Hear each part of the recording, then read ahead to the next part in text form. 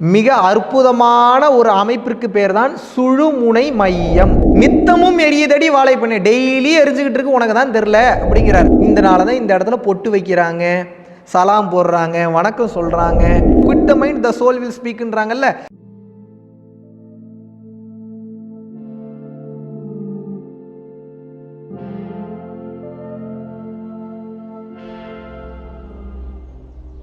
குருவே சரணம். அனைவருக்கும் வணக்கம். இறைவன் எல்லா பொருட்களிலும் தூணிலும் இருக்கிறார், துரும்பிலும் இருக்கிறார் என்று சொல்லும்போது இறைவன் என்பவன் மனித உடம்பில் எங்கே இருக்கிறார்? மாபெரும் ரகசியம். அது சின்ன விஷயம் கிடையாது. இன்றைக்கி உங்களுக்கு ஈஸியாக வீடியோவில் பேசுகிறனால அதை சாதாரணமாக எடுத்துக்காதீங்க. சிவவாக்கியர் பெருமான் அழகாக ஒரு பாடலில் இதை ரொம்ப தெளிவாக அழகாக விளக்கியிருப்பார். ஓடி ஓடி ஓடி ஓடி உட்கலந்த ஜோதியை, ஜோதின்டர், அதான் ஜோதி தான் கடவுள்.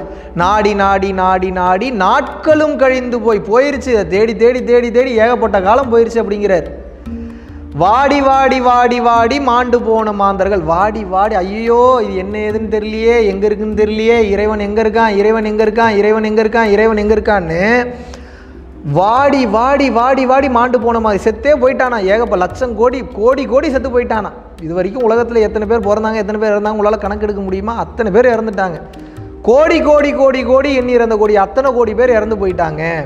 ஆனால் இன்றைக்கு சித்தாதி சித்தர்கள் இறைவன் எங்கே இருக்கிறான் என்பதை மிக தெளிவாக மிக அற்புதமாக கண்டுபிடித்து நமக்கு கூறிவிட்டார்கள்.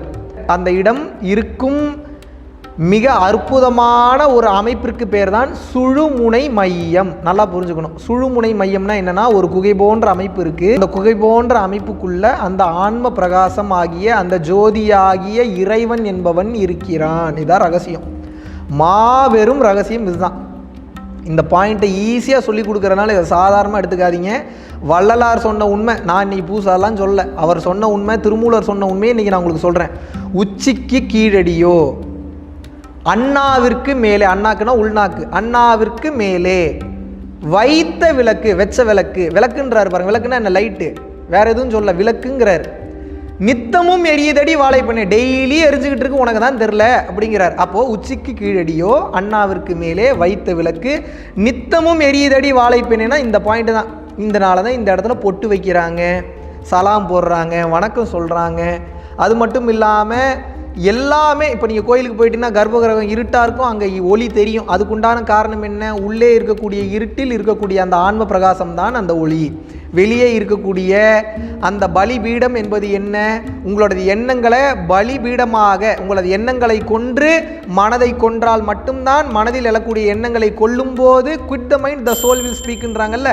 அப்போ அந்த பலிபீடம் என்பது என்ன? உங்களது எண்ணங்களை கொல்லக்கூடிய இடம். அந்த பலிபீடத்தை கொன்னீங்கன்னா, நேராக போனீங்கன்னா கர்ப்பகிரகம், நேராக போனீங்கன்னா எண்ணத்தை கொன்று நேராக செல்லும் போது அந்த ஆன்ம பிரகாசம் ஆகிய அந்த சோல் அப்படின்றது இருக்கு. அதுதான் இறைவன். திருமூலர் இதை எப்படி சொல்றாரு?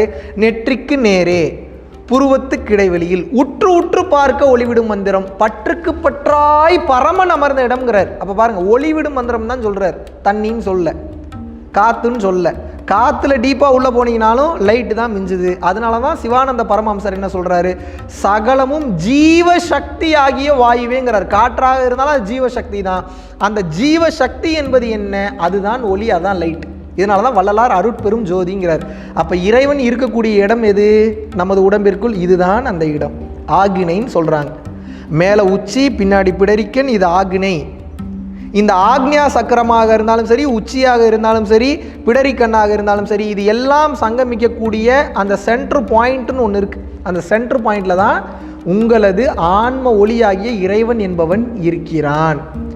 வேற எந்த உயிரினங்களுக்கும் ஆன்ம ஒளி எங்கே இருந்தாலும் சரி, அதை உணரக்கூடிய தன்மையை இறைவன் கொடுக்கவில்லை. மனித பிறப்பிற்கு மட்டும்தான் இறை சக்தியை உணர்ந்து உடனே இறைவனிடம் சென்று கலக்கக்கூடிய, பிறப்பின் சுழற்சியிலிருந்து தப்பிக்கக்கூடிய அந்த ஆற்றலையும் வல்லமையையும் கொடுத்துள்ளான். இதனால தான் ஔவையார் சொன்னாங்க, அரிது அரிது மானிடராய் பிறத்தல் அரிதுன்னு சொல்றதுக்கு உண்டான காரணம் தான். மனுஷ பிறவி கிடைக்கிறக்கே கஷ்டம் சொல்வதற்கு உண்டான காரணம் அதுதான். ஸோ இறைவன் என்பவன் மனித உடலில் எங்கே இருக்கிறான்? இங்கே இருக்கான். இங்கேனா இங்கே இல்லை, இதுக்குள்ள சென்டர் பாயிண்ட். ரெண்டு இடத்துலையும் ஒரு ஒரு ஒரு ஒரு இங்கே ஒரு கத்தி இறக்குறீங்க, இங்கே ஒரு கத்தி இறக்குறீங்கன்னா இறக்கிறாதீங்க. எங்கேயாவது சொல்கிறோம் ஒரு பேச்சுக்கு, ரெண்டையும் இறக்குறீங்கன்னா அது ரெண்டும் சங்கமிக்கக்கூடிய அந்த சென்டர் பாயிண்ட்டில் சுழுமுனை மையம்ன்றது உண்டு. இன்னும் டீப்பாக சொல்லணும்னா, அவரவர் கட்டை விரலை நீங்கள் எடுத்துக்கோங்க, உங்கள் உள்நாக்குக்கு பாதைக்கு மேலே வச்சுக்கோங்க.